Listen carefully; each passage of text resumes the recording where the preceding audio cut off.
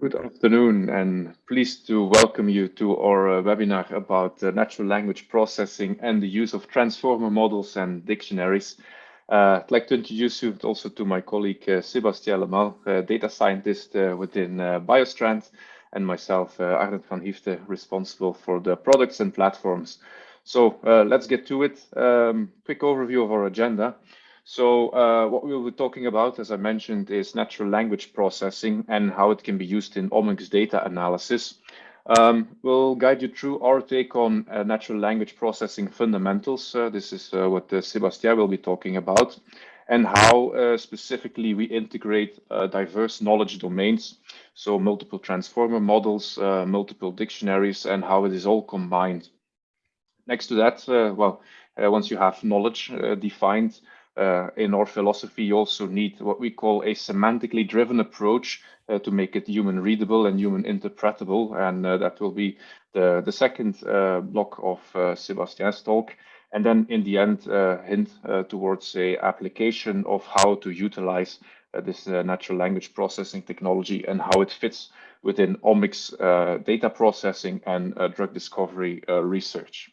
So pleased to welcome you to a webinar of BioStrand. And as you all know, we are still on a mission to make what we call omics data, so data around DNA, RNA, and protein analysis truly effective. One big change that came up in recent months is the acquisition by immunoprecise antibodies, IPA, of BioStrand. So we are now, let's say, underneath the wings of IPA, and we'll utilize our software to boost their, let's say, hub of biotherapeutic intelligence. As an addition to their companies, so their CRO activities and their Talem subsidiary, we really are a hub for or an extension of any lab or whatever, let's say, questions might arise in the drug discovery process, where we are the addition as called Lens AI. So we'll provide our services either within the CRO activities or to support Talem, and next to that, develop our software to be used by external parties. The nice thing is that it is a new vision, a new lens on omics data, and we are very excited to, let's say, dig into all the synergies. And to do so, well, let's give you some insight again on what Lens AI is, what BioStrand does in this process, and that really centers around what we call omics data analysis. And if you look at omics data today, well, there is a nice analogy with the painting of Claude Monet is around the haystacks. Why is that such a nice analogy? Because this is one of the most expensive paintings ever sold. And as you might know, omics data today is also extremely expensive to have because it is very heterogeneous. It's a, let's say, a mass of information around DNA or information around proteins, antibodies, clinical trials, labs, and so forth. So in that sense, you can compare it to this haystack. What is needed and what is lacking today is structure in this huge pile of data. And that's also what makes it so expensive, but also expensive because it is very difficult to make tangible, to pull results from it. And so we came up with a solution to this problem, and that's centered around what we call Hyfte patterns. And Hyfte patterns allow us to develop some sort of framework, some framework to plow through and sift through all these heterogeneous pools of data. So in a way, you can look at Hyfte patterns as a way to rewrite what we call the syntax of biology. So sequence information rewritten in a comprehensible format that can be used and used across all these different data types and data amounts. So they define, in a way, certain anchor points that help us structure this data. And that means that we can turn it from a messy haystack into an organized pool of data, on top of which you can then easily deploy any type of query and find new outcomes. So there's a little delay on the PowerPoint as I press next. So these Hyfte patterns, they really function as the guiding force or the driving force behind this Lens AI platform. And in a way, they help us to structure this data. And that's, let's say, really the key differentiator, that we can work with multiple different data sources, different data types. And in doing so, that means that we can reduce time and cost savings because it becomes tangible. You can extract the full potential of all this knowledge all in one go. And that in due part also reduces risk in the end, because as we see, the fact that you have at all points in time access to all information greatly reduces risks and can identify, let's say, in advance whether or not something might react opposite of what you expected that it would do, based on knowledge, based on meaningful data. A little bit deeper dive into these Hyfte patterns and what exactly they are. So in its, let's say, truest form, a Hyfte pattern is a data object. In a way, it is a recollection of ones and zeros, bits and bytes, basically, and they represent sequences. And the beauty is that it can not only represent just one type of sequence, so DNA, but in one moment represent DNA, RNA, and amino acids. So that's the basic. It's a way to rewrite sequence information. Next to that, and that's the power then of the Hyfte pattern, and also what allows us to, let's say, organize this haystack, is that it is both useful for a biologist whilst also useful for computer science, because a biologist needs a very specific pattern, have a target, a motif, but a computer cannot work on these specific patterns alone. A computer needs abundance, because you need to rewrite a whole domain. So that's basically what these Hyfte patterns do. And then on top of that, they have an additional third important, let's say, quality, and that is that they can be embedded with meta information. And that meta information can be, for example, structure and functional information, but also, let's say, more high level ones, or in which species these sequences are found, what pathogenicity is, let's say, written around these sequences, and so on. So that's a single Hyfte pattern. The beauty is that Hyftes do not come alone, and all these Hyfte patterns together can create a network. And it is because we have this network of sequence information embedded on top of that sequence information, structural, functional, positional information, and so on, that this framework then allows us to organize and re-represent this haystack of information. Because you have a framework, that also means that you can leverage machine learning algorithms and AI-based algorithms to predict and find new associations, new relations, but also easily leverage already existing associations within this pile of data. So these Hyftes are a way to rewrite sequence information and to keep track of functional relationships, for example. But the Lens AI platform is more than just sequence data. So what it comprises basically is, next to sequences, also has a view on what happens on a structural level, so incorporating structural data, next to the fact that you can integrate and embed structured data and unstructured data. And structured data being data that resides in public databases, for example, but also in proprietary knowledge bases. And that can help you to further understand what is happening with the sequences in terms of functions, in terms of affinity, for example. And next to that, very important, is the combination with unstructured data. And unstructured data is, for example, clinical notes, scientific papers, so everything written and not so much put in a nice formal database. And that's also the remainder of this webinar, where we'll zoom in a little bit on how we tackle unstructured data, how we utilize natural language processing to further enhance and enlarge our way of looking at data, looking at associations. And to give you an idea why you need this, let's say, combination of unstructured data together with sequence data and how it can help in drug discovery, is where we have a few examples of how it can elevate preclinical development. Well, we highlighted here target identification and lead selection. where, for example, natural language processing helps in target deconvolution. Let's say you have a certain pathogenicity in mind, you search it, and immediately through the way we analyze text, you can find all relevant associations, being it genes, other diseases, formulations, and so on.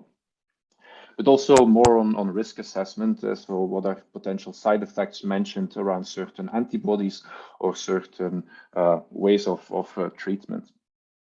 Another one, for example, is interaction screening for lead selection, is how are genes described in literature to interact with other genes, how are they associated then again to diseases, and how can we expand existing pathways using and utilizing natural language processing to see if we can update our knowledge and develop a new or validate a new hypothesis. So on those words, I'd like to hand over the slide to Sébastien, and he will guide you through our take on natural language processing. Thank you very much, Arnout. So yeah, to summarize a little bit, so the point of the talk today is about the integration of NLP within BioStrand's platform and how we use it to leverage and extract knowledge from structured data. And basically, the main problem that we have with data integration is that typically the data that you retrieve can be present either in structure format, but then you need to learn the structures to be able to leverage it in an application, or it can be unstructured. And one of the main problems is that, yeah, the sources are scattered. So even if your data itself is structured, then you need to build a proper silo that will aggregate all the data source and integrate it within your platform. Also, one of the main problems is that typically in terms of expertise, researchers tend to be scattered across different domains. And in life science, most of the time, some researchers in the wet labs relies on bioinformaticians to integrate the data sources. So given that this sparsity of the skills needed to actually work toward data integration, it can be very, very difficult to actually get into something concrete at the end. The goal of BioStrand is to build platforms that ease up this whole process. Then there is also the fact that scientific knowledge is not just stored into database, but it is also stored into articles or scientific literatures in a broad way. And scientific literature is typically unstructured data sets. They contain words, but there are not real structures behind words. And unless you are a human being with intelligence who can read the scientific papers, it's much more difficult for a machine to achieve this task. And currently at BioStrand, what do we have on our platform? So we have integrated sequence data from many public sources. So this is part of the structured data that we discussed. And even though these public sources already structures the data, we make it more and more structured so that it fits well within the platform and the scope, and it's easier to actually explore. And retrieve and relate is a user interface that allows you to query this data. And you have different kind of query that you can make. You can either start from a sequence, but you can also start from text-based query. And why is this possible? Well, we basically have a twofold indexing principle at BioStrand. One of these indexing principles for sequence is based on Hyfte patterns, from which Arnout discussed about. And we also extract semantic entities that we store into what we call top concept. And basically, using this, we can perform a query either based on keywords or based on sequence. And that way you can leverage both of these. So this is part of the integration of NLP within retrieve and relate, but we are working toward a much larger knowledge base. And typically, this is quite a difficult task to achieve because it means you need to leverage different kinds of technologies to be able to have a knowledge base from which you can extract relevant information. And this is what this talk is about. So at BioStrand, we want to look at the data with a different mindset. So to clarify a little bit what we mean by unstructured data and structured data, you can consider that raw reads as unstructured data. Why are they unstructured? Because if you just look at the reads individually, you don't know much about what they mean. So they need to be mapped to a reference in order to recompose, for example, a full genome. And you also need to map to a reference in order to identify what is this sequence all about. Is it an exonic part or an intronic part? Yeah, different kind of information from which you cannot simply grasp it right away just by looking at the data. So in a sense, it's unstructured. And by doing this mapping, you make it into a structured format from which you can derive many different information, like, for example, the count, for which you can perform more downstream analysis. Scientific literature, as I said previously, is unstructured data, and typically it's structured via human intelligence. That's the most performant way to do it. And you can get some help from a computer. This is typically what people do by using reference tools, tools to help with your reference and for your citations and keeping track of all the information in the paper. And well, typically structured data can be processed with standard computer algorithm, but it is not much the same for unstructured data. And when it comes to natural language, there is this whole field that is called natural language processing, which is all about automation of treating text-based data. And natural language processing is based on AI. So the machine can read the text and detect a right concept with the right semantic boundaries. It can detect the right relation. Sometimes it can perform translation. Sometimes it can link the entities that it discovered toward a dictionary that contains the ontology of the word, so that we are sure that the machine, a human being, derives the same conceptual entities behind a word and so on. And this is all this is about.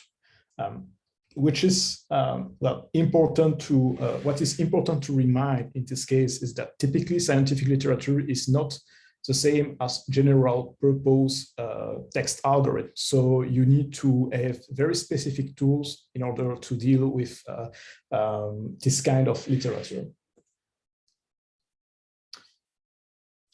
So how does one build an NLP pipeline for information extraction? So here, well, this is not a technical tutorial. This is basically covering the high-level requirements for the task that you want to achieve. First, your unstructured data can be stored in many source and many document types. For example, you can have text that is written as in HTML document, but the text can also be encoded within PDF document and sometimes even within pictures, bitmap pictures. So depending on the kind of document, you need to have the proper ingestion in order to do that. For example, if you have text within a bitmap picture, you need to have an algorithm that's able to recognize the text from scratch. And deep learning based algorithms have become very efficient at doing that. There is also the problem of resolving conceptual entities. So basically, it is all about finding the right word boundaries that define concept. So this is a little bit complicated. I will come back later on this topic, but basically it depends on how you chunk your sentence so that each word actually represents correctly the concept that it's meant to convey. It is not an easy task because sometimes you have concepts that are made of different words that are combined, and then it becomes difficult for a machine to actually recognize them, even though people who are fluent in a given language, such as English, can detect these right away. And so the whole point of this resolution of conceptual entities is to find the right information to detect these word boundaries.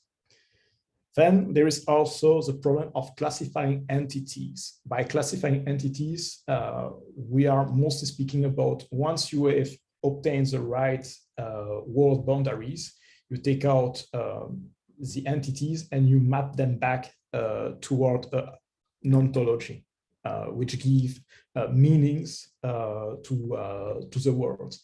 And there are different approaches to do that.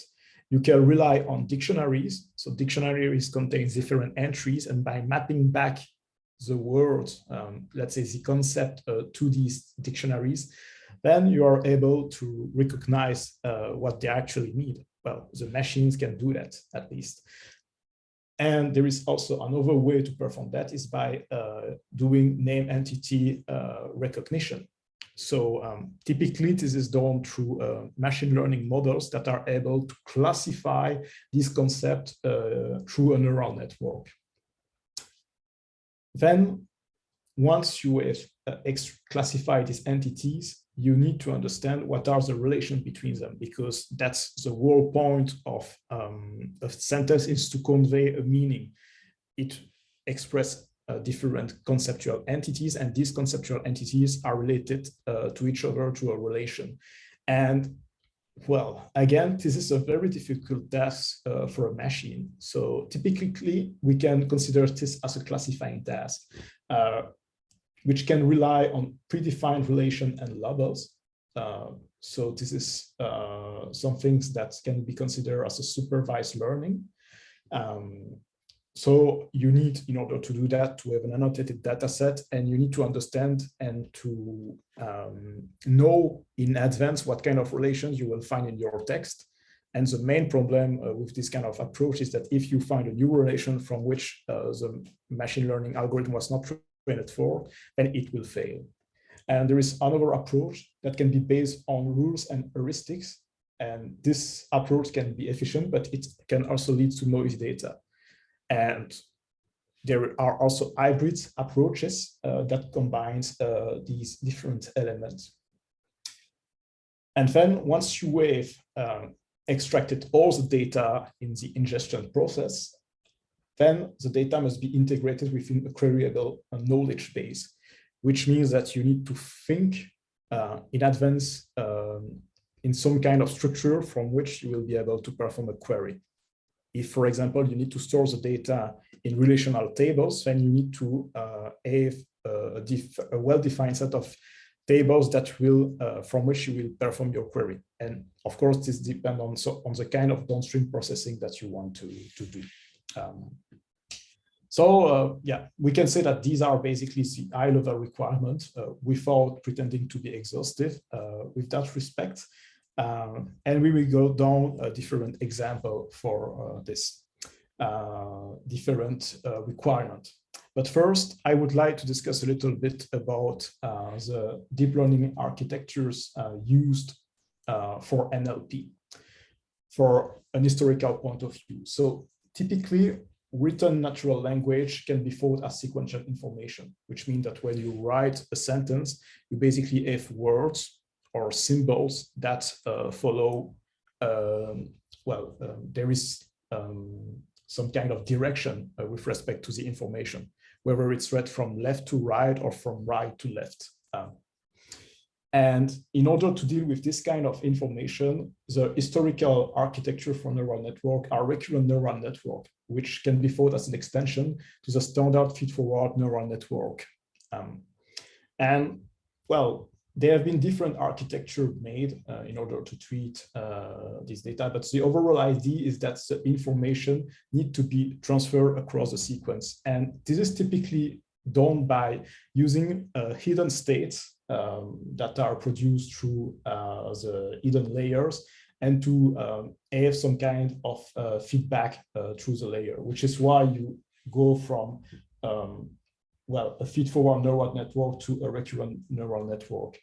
And while this is efficient to have a sense of sequential information, the main problem is that with this kind of architecture, information tends to be lost a lot along the process, to put it broadly. And one of the issues of this information loss is called vanishing gradient for people who know about it. That's basically quantifies a forgetful behavior over a long sequence of information. And in order to mitigate this, basically the different cells from neural models have been tweaked. And so, for example, you have short-term memory cells or LSTMs that aim to address this problem. And they mitigate it, but the problem is that historically, they still struggle to, with respect to large sequence, like, for example, sentence we have more than 1,000 words. So typically, this is, well, when you read some text, you actually have much more words than that.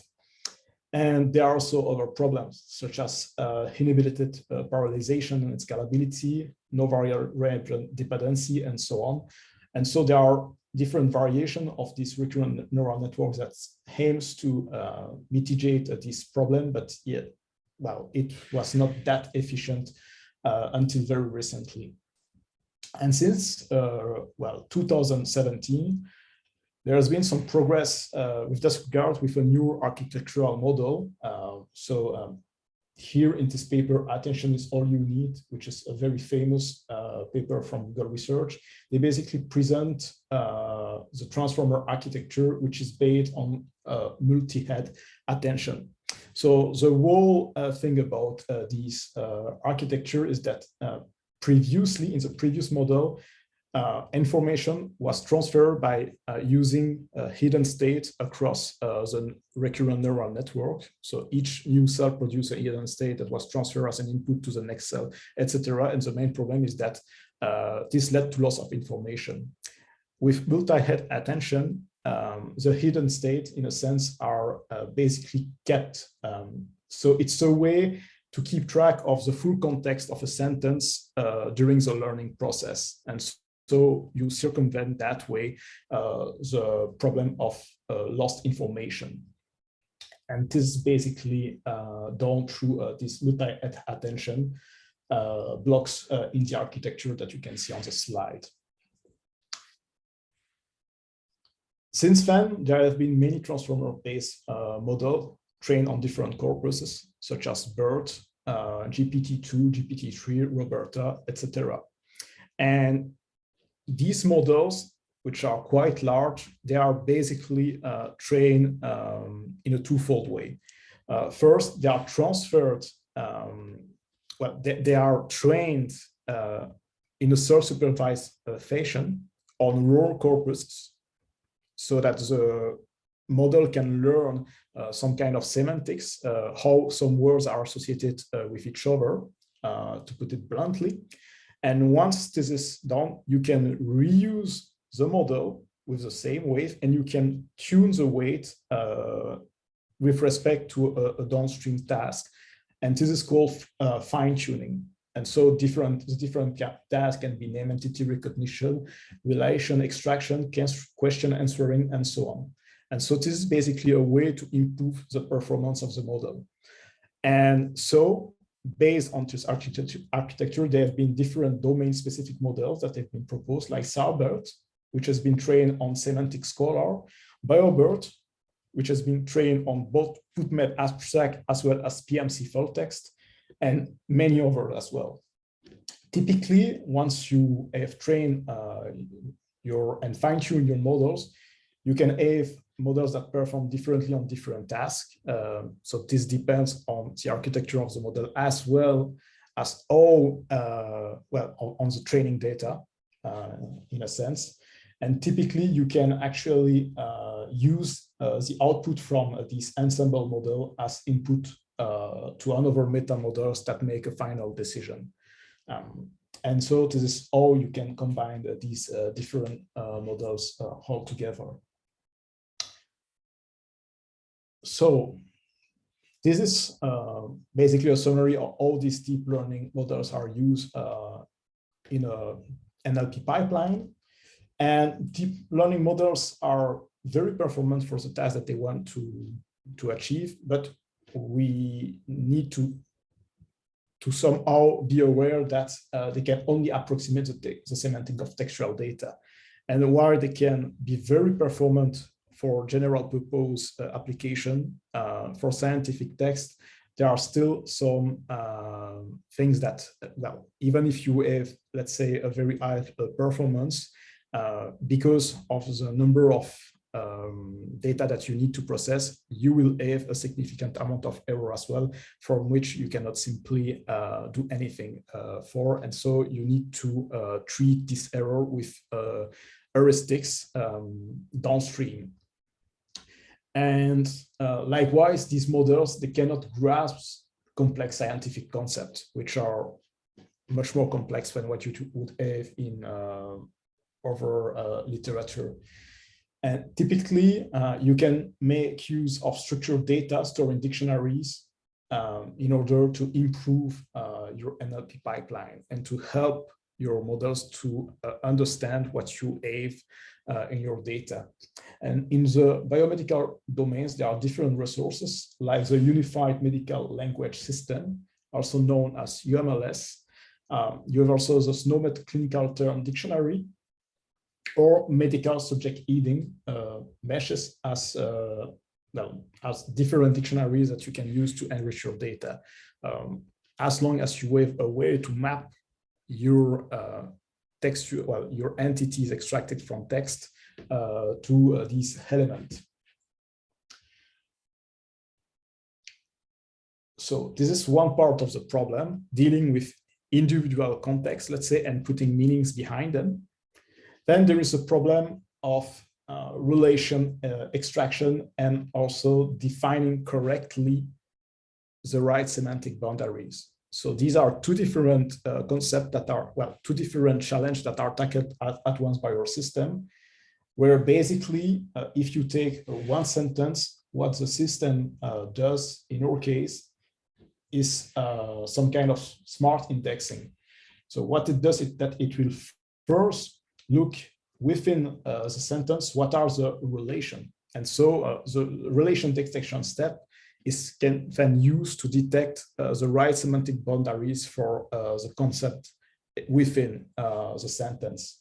In this case, we have two different concepts. The first concept is two patients, which is a very specific concept. It's not just one patient or patients plural, it's two patients. Are suffering from congestive heart failure.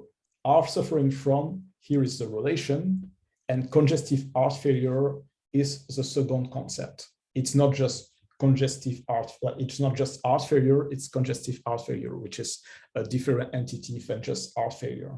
And so by focusing first on relation detection, we can help the algorithm to find the right semantic boundaries for the concept linked together through this relation. And this is extremely relevant in the context of scientific literature, not just scientific literature, but here in this concrete example, we will see where the determination of the wrong semantic boundaries can lead to very different meanings. Like, for example, if we take dopamine receptor gene mutation, you have different words there, and you have dopamine, which means something. So this is a small molecule.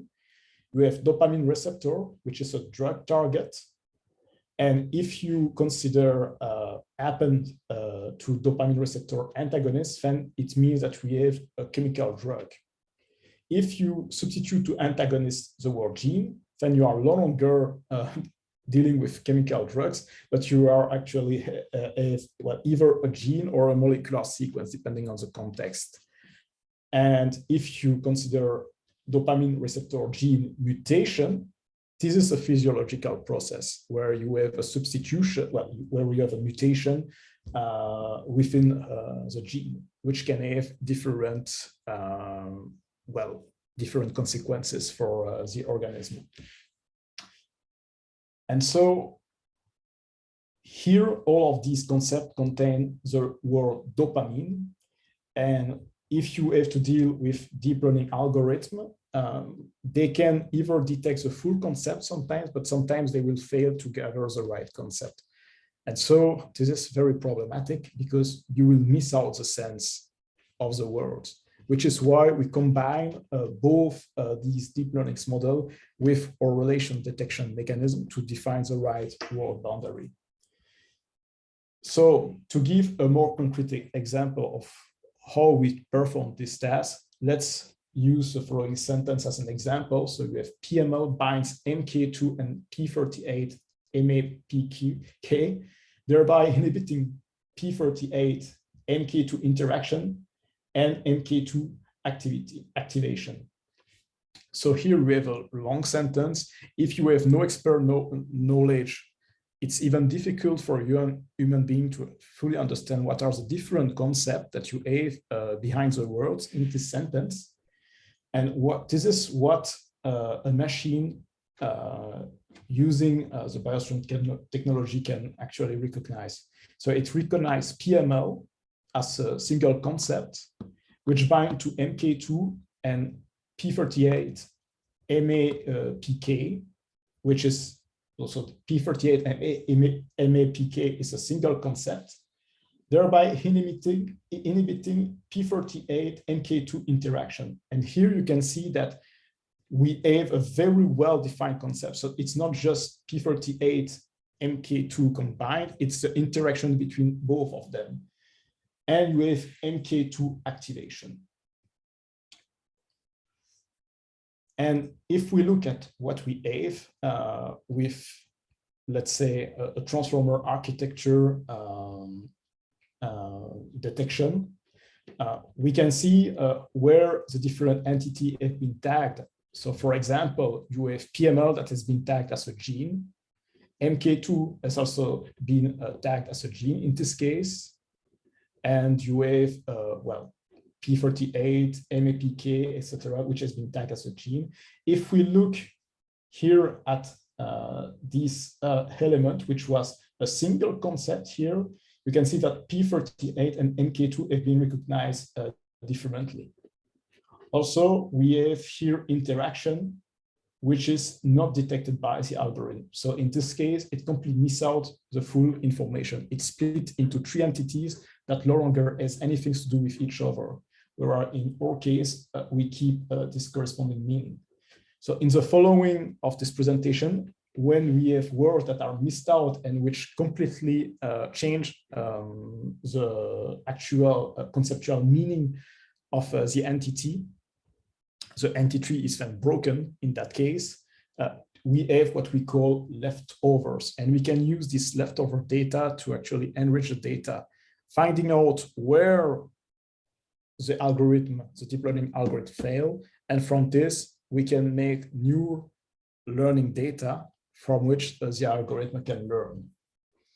And we have here a last example with MK2 activation. MK2 has been detected, but activation has been left over as well.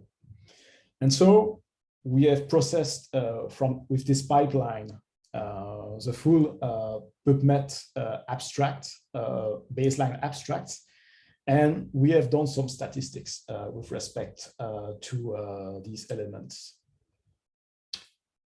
What we have seen in PubMed is that typically the leftover seems to occur into all the classes that we can detect using transformers based entity taggers. So in this case, we can see that we can detect cell lines, the cell types, etc.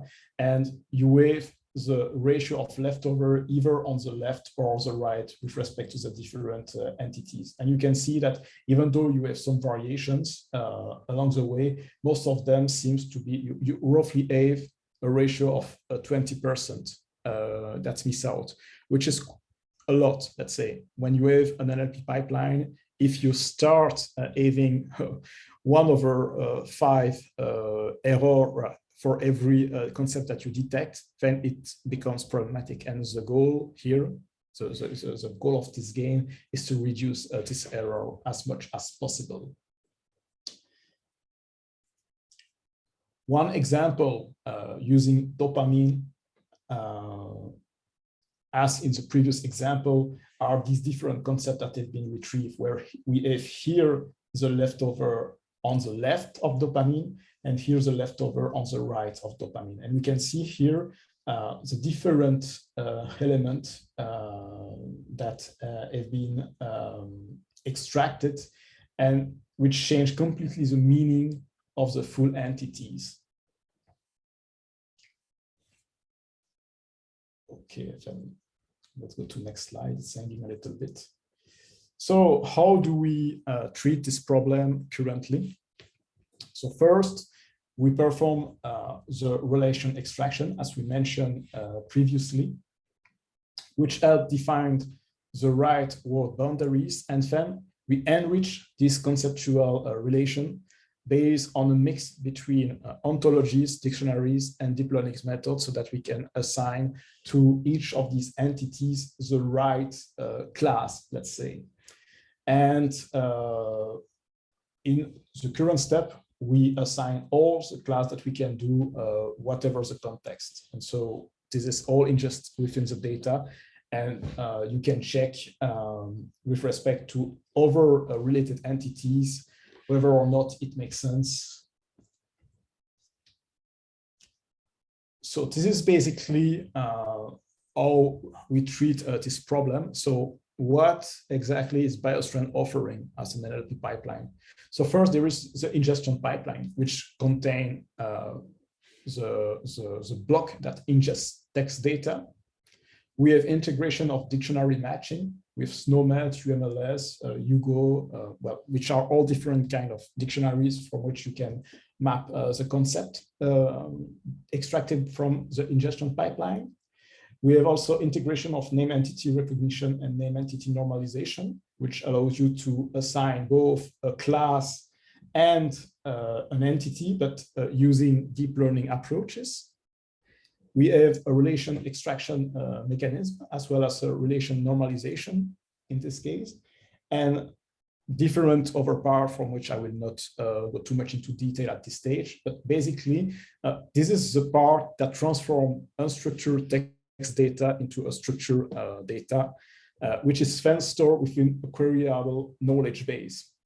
Currently, we have only public data, so namely PubMed abstract in this case, but we have different scenarios. For example, you could upload your own data set, like, for example, your own report, or you could also upload data from which you have access to because you have a license, but for which we cannot simply display publicly. So these are different scenarios that are possible, and we can provide you with the right extractors in order to ingest your data. There is also an information extraction pipeline. So here we focus mostly on the graph extractors, from which I will show a small demo, which are able to extract graph from the knowledge base, which is another way of representing knowledge that can be easily read as a human being. So for these first applications, it's not just for downstream processing with machine learning algorithm, but it is also for let's say, literature exploration. Instead of just reading through the text, making your own notes, you can have right away an overview of all the relevant semantics elements in relation with each other. And so we have defined in the previous webinar two kinds of graphs: the semantic graph, for which the relation is actually very well defined and directly extracted from text. So you can superimpose the node as well as the relation into the text from which they have been retrieved. And also proximity graph, where the concepts are related to each other through an abstract relationship.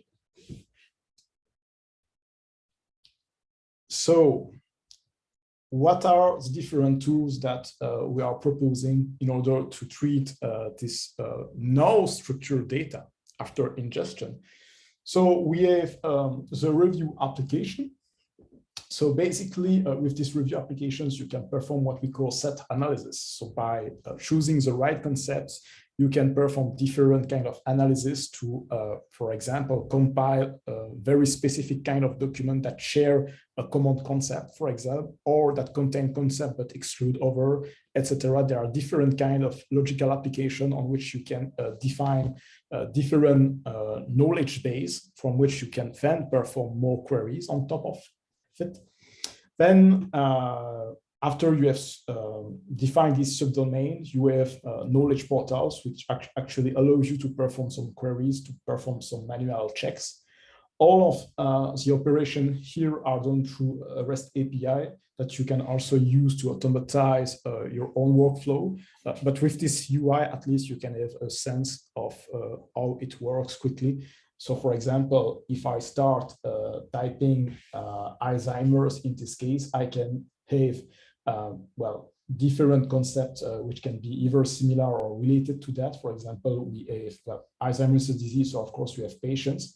It's also related to treatments to treat the disease, pathogenesis that explain how this disease developed, and as well to, well, other classes such as neurodegenerative disease, what are the risks, dictionary matches within the different concepts. So here you have different SNOMED IDs that relate directly to Alzheimer's. And you can also see here the ingested text as well as the mapped entities in this case. Here we are currently displaying the ingest PubMed abstract from the 2021 baseline. We recently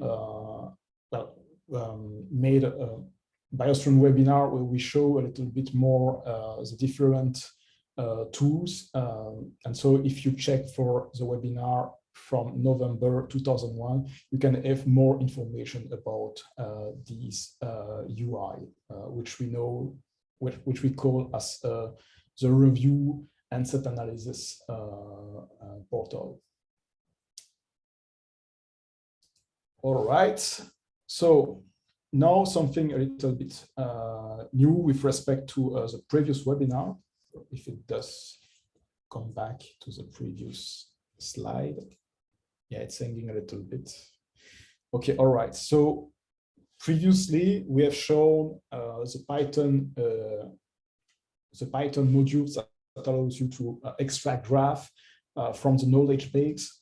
In order to streamline a little bit this application, we have integrated all of that within a REST API. And so here you can have different kind of queries that you define by a set of keywords as well as a radius and different options on what kind of data you want to use to enrich the graph. So this radius basically, the radius of the query basically define the size of the graph that you're gonna extract from the knowledge base. So let's say that you start from one concept like SARS-CoV-2 or COVID-19, then it will start looking at the first neighborhood of this concept, all the related entities, and put that all together within a nice graph from which you can do some exploration or downstream processing.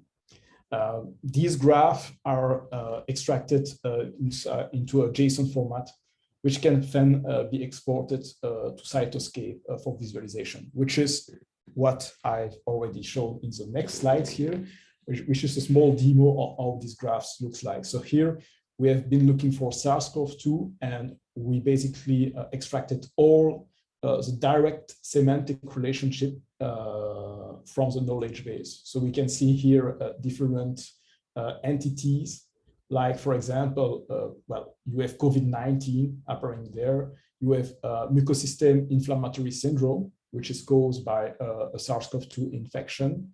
You have also cytosine storm, which is observed in COVID-19 patients, etc., etc. Below, you can see well, the different node and ages that are extracted. So you can see the different association, like associated with, in this case, normalized relation, etc. You have also access to the different entity types, as well as different entities IDs as recognized. So yeah, for example, you have a SARS-CoV-2, which is defined as a species. More specifically, it is a virus, etc. And you can check the entities IDs within their respective databases, like MESH in this example, to check if it's indeed relevant to what you were looking to. And yeah, in a nutshell, this is basically how you can perform exploration based on this graph. And the next steps on what we are working on at BioStrand, we are working toward building our own UI to do this exploration.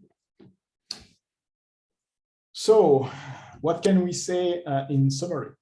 So BioStrand NLP enable easy access to NLP tooling of, well, different kinds. Like, for example, you have tools to control dictionaries, ontologies, and transformers-based model.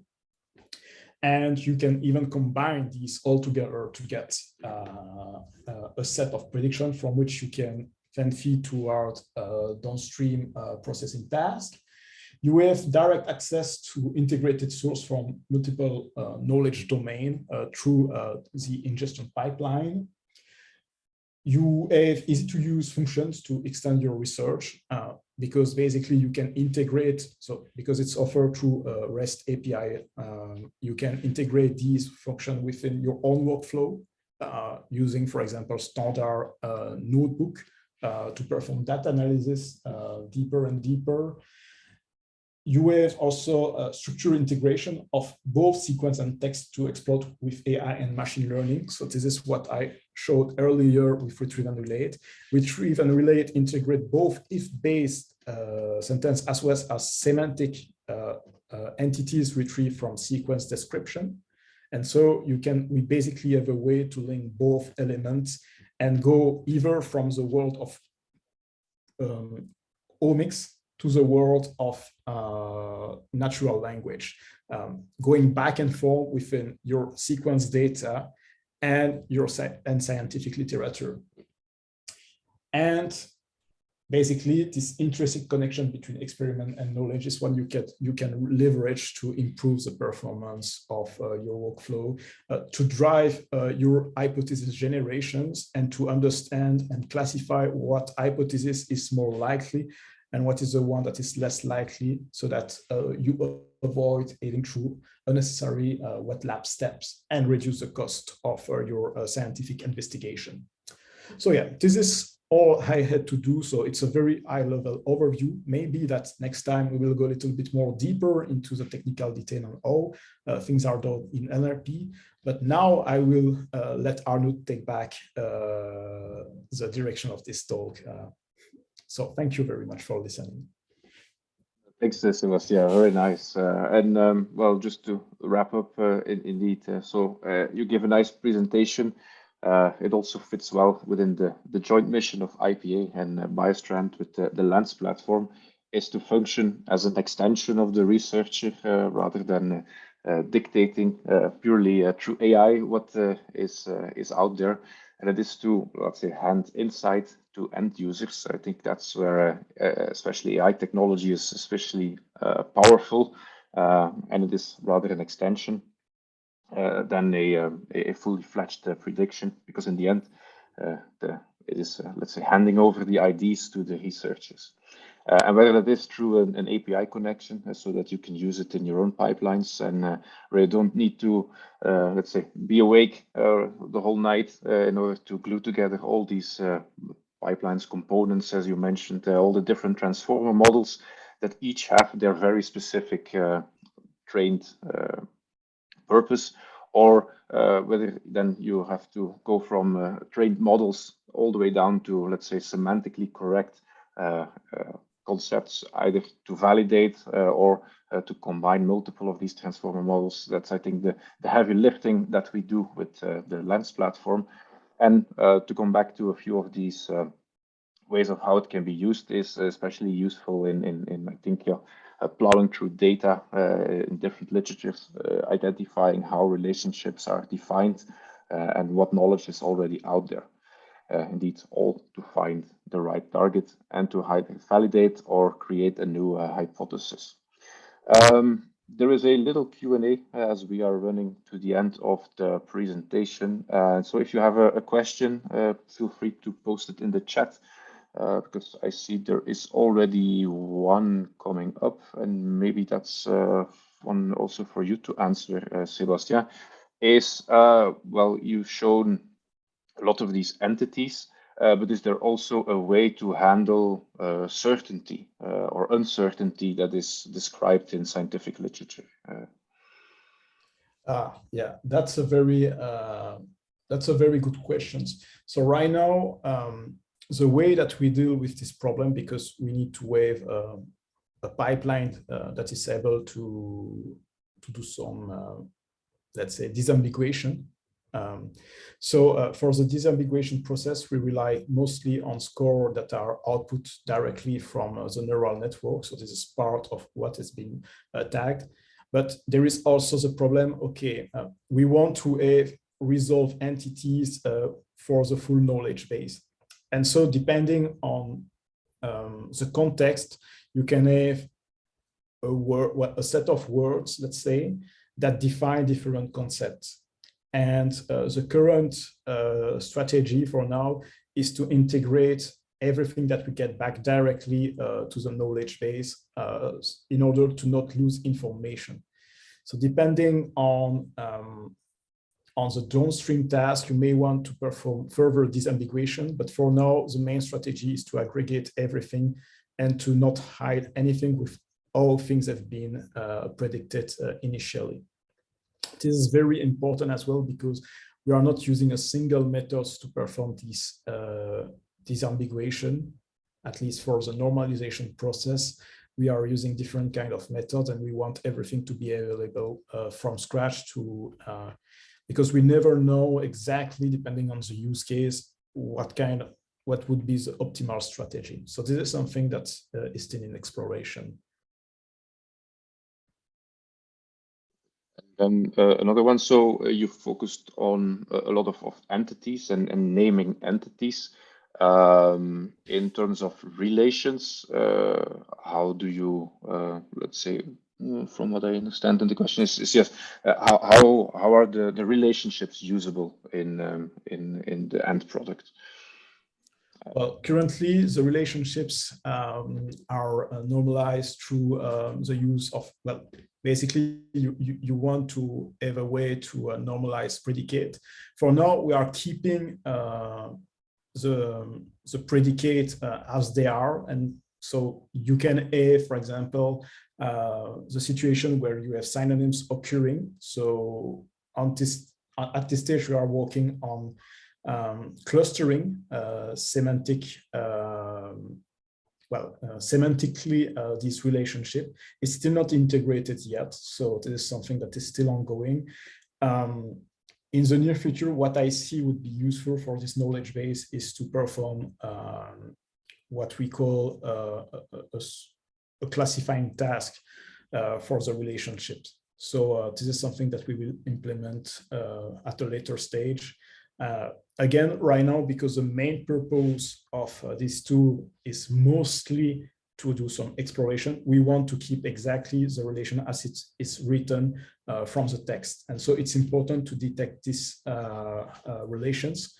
And we provide some normalization of these relations to extract, for example, the infinitive of the verb, which allows you to perform semantic clustering up to some extent.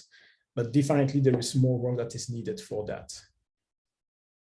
I think next to that is the fact that it is in this graph structure also enables it to be a filter dimension or a way to see how concepts are related, and that you can specifically sort on relations of choice, like activated, blocked, inhibited, which are especially useful in extending and seeing and how much certain pathways have evolved or described in scientific literature.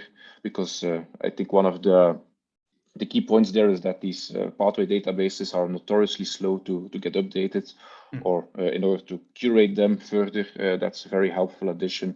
And this is where these relational elements come into play. So I see that we are at the end of the webinar. I'd like to thank you all for participating. And in case, well, you like us to handle your scientific notes, for example, and see what we can extract out of it to find novel targets, feel free to contact us, either the BioStrand team or the IPA team. And then let's keep an eye out on all the social media channels for the next webinar we plan. And as far as that goes, I'd like to wish you a further nice and happy day, and see you soon.